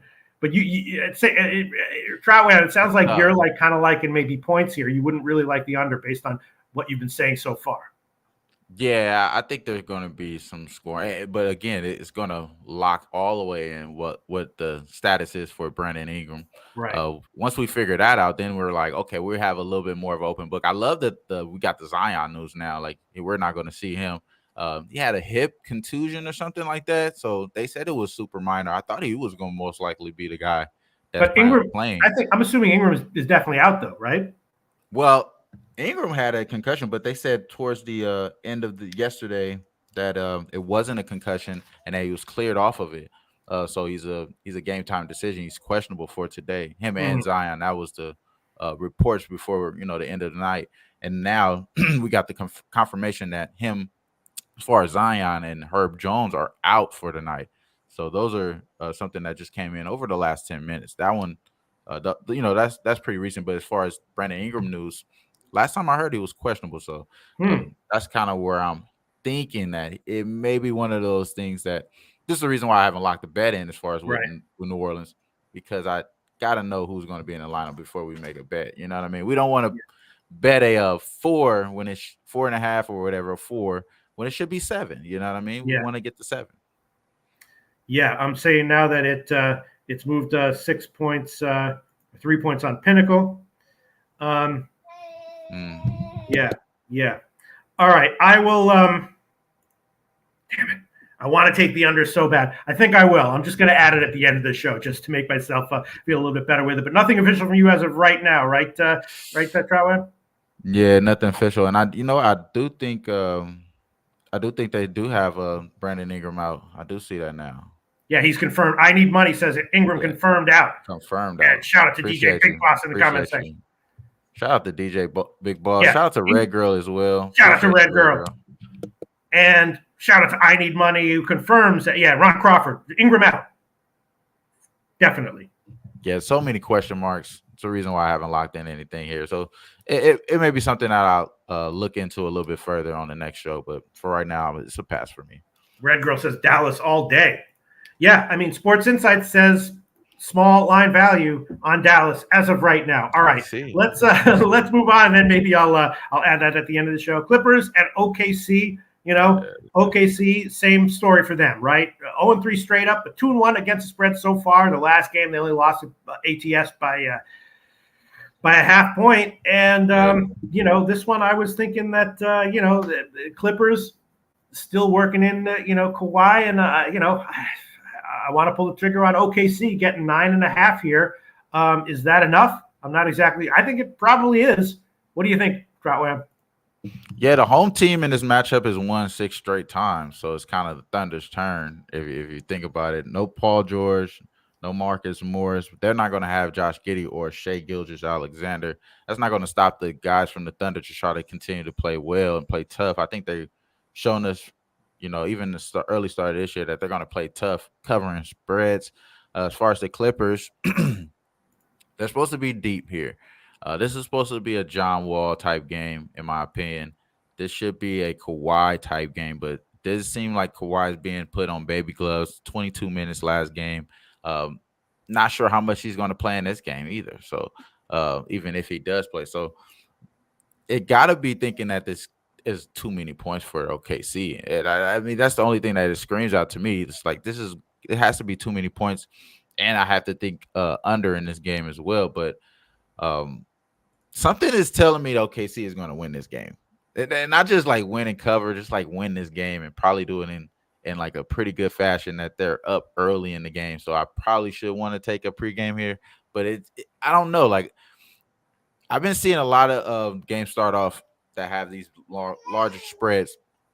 Those spreads get ate up within the first quarter. You know what I mean? Like we just wait, and instead of it being a 9.5, it could be a plus, +1, -1 for the Clippers at that time. So it's one of those things that I think that's what's really screaming to me. But I wouldn't be surprised if they wire to wire the Thunder, and I should have been on the Thunder pregame, and that would be the thought process through the whole game. And like, oh shit, I should have just been on the Thunder. I could feel myself having that going on today. But Thunder have covered 4 of the last 5 meetings. Clippers just won 6 of the last 8, but again, the home team pretty much was killing this series here. So I can only go towards the Thunder here, and that's the only way I could go. Because I don't honestly want to lay it with the Thunder either, because of the guys that are out. As far as Giddey and Shea Gilgeous, those are guys that definitely are NBA talent. Everyone else can have spotty games, you know what I mean, especially against this Clipper team. But yeah, bro, I don't know. My son is trying to knock over my ring like that. So, well, Matt Stoney says no defense will be played here. When we look at the money, more interesting, crazy stuff in the NBA. Check this out, Trotwan. According to Sports Insights, about 60% of the tickets on OKC, 95% of the cash on OKC. But Sports Insights says tiny line value on the Clippers. Crazy stuff here in the NBA. And also the bigger bets coming in on the under. 45% of the tickets are on the under. 75% of the cash is on the under. Matt Stoney, though, thinks no defense will be played in this game. Man, so you said before, that's why you love betting NBA. This is why I hate betting NBA. No, I'm kidding. This is fun. I'm going to be appropriately cautious and maybe either bet something halftime or right before tip. As of right now, yeah, I'm not sure. But you think it's an under spot? Yeah, I think this is an under spot, but again, the Thunder correlates with the over, right. And that's the way I'm really thinking that's probably the better play out of the two. But again, I don't want to take the Thunder, man. It's like, why would I want to lay? It's a short card, and these cards for today, I mean, if you're doing this long term, this is a key game. This is a key day for you. Mm-hmm. For you not to do too much and you just do the right thing. You know what I mean? And the right thing, I don't think it's the Thunder. That's all I would say. Gas Report says, how can you take the Thunder with no Giddey and Shy? You need at least one. Ron Crawford, NBA Spreadsheet Play of the Day, OKC. Wow. Spreadsheet Play of the Day, OKC from Ron Crawford. Despite no Giddey or Shy. Trotwam, you there? My apologies. My son is going that's okay. ABC crazy right now. He's going ABC crazy right now. He's trying to tell us something about this game, but he can't communicate it. He's saying, yeah, exactly. I'm sorry. What was the question, though, Pete? My fault. How can you take the OKC with no Giddey and Shy? And your son's it's just the scrappiness. Yeah, it's just the scrappiness, though. It's the scrappiness in this team. Like, this team is really scrappy as far as like the players that they have played last year got a lot of experience. This is not a team that that hasn't played as far as Trey Mann, some of those other guys as far as Baisley. Those guys have played in the NBA for quite a while now. So I'm not thinking that the lights is going to be too bright for them. They already did this before last year, so and they did it this year too. But as far as them two being out, that's the reason why it's like, no, let's not do this on this short card. You know what I mean? That's the reason why it's like, this is not an official play. This is not a bet that I made, but that's the way I am thinking, though. And I wouldn't be surprised if it happens. That's what I'm saying. All right, let's move on to the last game on the card, Golden State and Phoenix. Golden State, of course, not bad, not great to start. All their games went over. Phoenix also not bad, not great ATS-wise to start. All three of their games went under. Of course, it's going to be a big game. Both are going to get super up for this one. I was thinking maybe a shot with the over, but I'm looking at Sports Insights right now. Huge bets coming in on the under. Everything's coming in on the under. Another one where I'll probably make a decision after I listen to what other people have to say about it and look at the market mature closer to tip, or more likely than that, just wait and take a second half play. Sports Insights does say small line value on Golden State, despite the fact that bigger bets are coming in on Phoenix. 24% of the tickets on Phoenix, 40% of the cash on Phoenix. Sports Insights says small line value on Golden State. An interesting game. You got anything on this one, Trotwam? Very tricky game here. I feel like the Warriors feel like they lost that Kings game, even though they won and they were able to win by 5 points. Obviously fumbling the bat after having a franchise record 50 points in the second quarter. The Wizards allowed these guys to come back.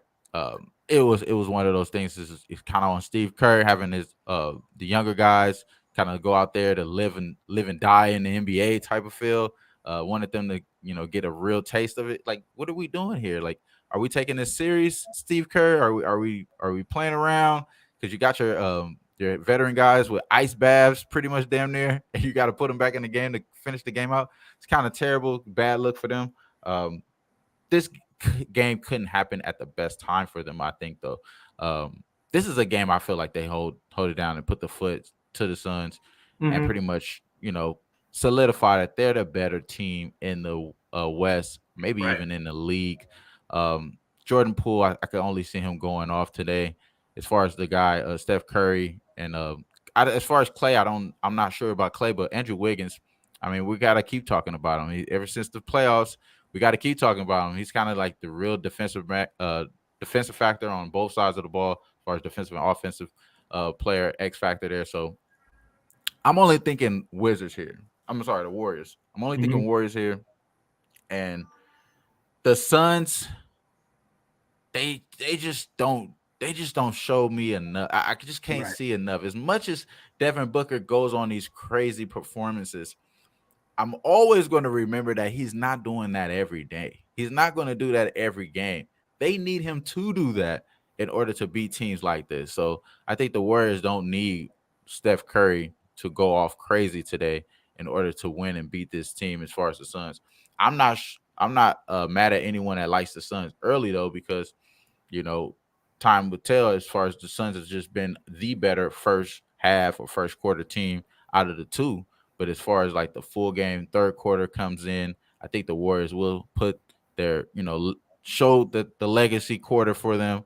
They're going to hold it down and beat out this team in the Suns and win outright. So I like the Warriors here. I'm on the money line. I think they win today. I just don't see myself being happy with myself. I start off saying this too. Like sometimes I make bets because not only because we do the research and everything, but how I would feel after the game. After the game, I'm gonna be more mad if I didn't take the Warriors and I know that they're gonna blow them out. And that's the way I'm feeling. So I think the Warriors are here. Obviously, it's a road game for them, so they're not the same as they are at the house. But the Suns, man, I just don't feel like their depth-wise are there.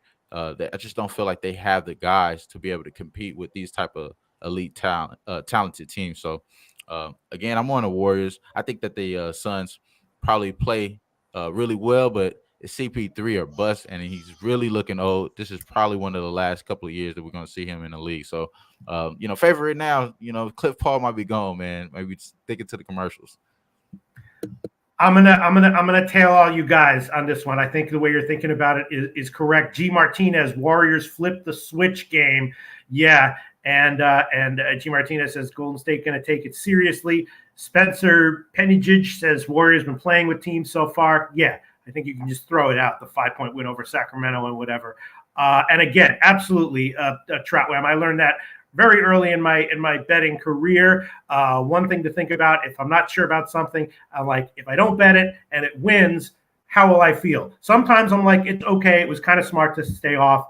Other times it's like, I just, didn't have the balls to pull the trigger on something that I knew was the right way to go. So I'm gonna tell you on this one, Golden State Warriors money line. I'm going to take it plus 114 at Pinnacle right now. I'll make that an official play. Golden State money line plus 114. That's an official play for me. It's an official play for you, Trotwam, right?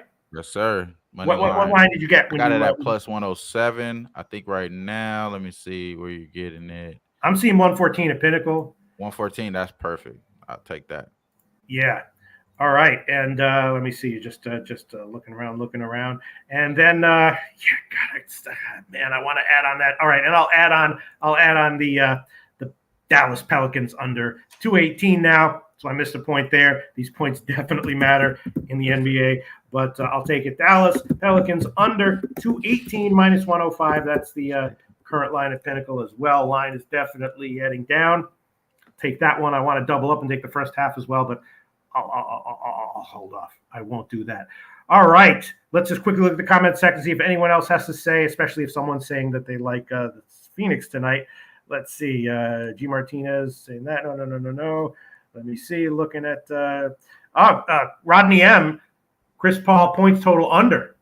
Yeah, I've seen that. I also seen someone say his double-double too, which I'm not mad at as well. I'm not saying that he won't get a double-double, but that's 10 and 10. That's not really the impact that we need from Chris Paul tonight. We're gonna need a little bit more from him. So and he doesn't play against Steph really well either. You know what I mean? Just defensively wise. Like he has to be the guy that's running around. They put him in hell. You know what I mean? Yeah. I think that's another thing too. Like we've seen the Suns, when a lot of teams were down, they're hurt, when they were making their run to the championship, to the playoffs and whatnot. Now you got these guys, a full scouting report on what these guys like to do. It's kind of easy to pick them off. All right. Trotwamps. Earl Sports Bets lean Suns money line. Suns should be -4, not -1.5 according to my numbers. Oh, shout out to my boy Earl. Wondering how he's generating those numbers though, because I kind of throw out the games against Sacramento. Not throw them out, but we know what Golden State does. Not a huge shock. And after the Lakers game, they come back and get popped by Denver unexpectedly. You know what I mean? That's why I think this is the best time to face the Suns. After you just do that, after you just have the record 20, the second quarter, 50 points in the second quarter, franchise record, then you just fumble the ball to only win by 5. You got to feel like you lost. You got to feel like you lost. You got to come out here and smack. All right. Before we wrap things up and spread around the love and say how great it was, I got to give out a birthday pick to JR. First of all, JR, happy birthday to you. Thank you for requesting the birthday pick. Shout out to you, JR. Man, here we go again. JR, birthday. I should just give Golden State money line. That should be the birthday pick, but it's not going to be. It's not going to be. Birthday pick for JR. I'm going to make it an NHL, one of the team totals I gave out. Let me just quickly review and look at, Ottinger's in goal for Dallas. Boston's really good offensively, but Ottinger's in goal. And then you got Chesty in for the and then you got the Avs, but then you got Calgary. Calgary's going to put up points probably, right? I mean, they're going up against the Smith. They're going to put up points. All right, you know what? I will because other people were liking Calgary. I'll say hopefully they get this. Calgary Flames, team total over 3.5, about -120 or so. Happy birthday, JR. Hopefully it cashes. Calgary Flames, team total over 3.5. My official play was -119. You can get 120 or 125 somewhere else. All right, happy birthday to JR. Trotwam, I got Golden State money line plus 114 official play. Dallas, New Orleans, under 218 -105 official play. If I hadn't been a friggin' chicken, I could have just taken 219 earlier in the video, but I didn't. I'm taking 218 -105, and I didn't write down the spreadsheet plays of the days here in the NBA. But gosh, what was Ron Crawford's spreadsheet play of the day? OKC Ron Crawford spreadsheet play of the day. There you go. OKC. Damn, Ron Yeah, Crawford. there you go. OKC. Oh, and man. Trotwam, that's a spreadsheet play of the day. Tell us what you got. You got the Morris over 4.5 Yeah. assists officially. Give us Plus a rundown of your official plays 117. so far. Yeah, plus 117, 4.5 assists for Morris. And then we also took the Morris to have 5 assists and Washington to win at plus 190. And then also we got the Golden State Warriors at plus 114. I believe you said you got this. Yep. That's official play for me as well. Sounds great. Trotwam, what are you doing this NBA season? I know you're doing the Pub Hub NBA. What are you doing in general in NBA this season? Yeah, man, I'll be still doing WAMP Talk on Wednesdays, so we'll still be locked in on those. And then on Hoop Banging Sports, we also do the NBA Pub Hub. I'm there Monday, Tuesday, and Wednesday, so to start the week off. And then we get my guy Ski to cover in on those next couple of days. So great analysts throughout the season for NBA Pub Hub. Shout out to Slaughter, Dutch, Babano, Ski, all those great guys. Shout out to Connor Mack. Shout out to everyone else that's on the channel as well. Appreciate you as well, Pete, for having me. Thank you. Thanks for doing these shows. Like we're always doing Detroit Pistons games, and I love that about it. I just love that, man. I'm looking forward to this NBA season, Trotwam. I'm gonna change things up. Historically, I've been terrible, but I'm gonna change things up. I'm gonna listen to you. I'm gonna read the comment section. I think I'm gonna be okay in general, overall in the NBA regular season. Definitely looking forward to it. Trotwam, we'll talk to you again next week. That wraps it up for today's show. Thank you so much to everyone from the comment section. Happy birthday, JR. Shout out to Slaughter and everyone at Pub Sports Radio. We'll see you again next Tuesday.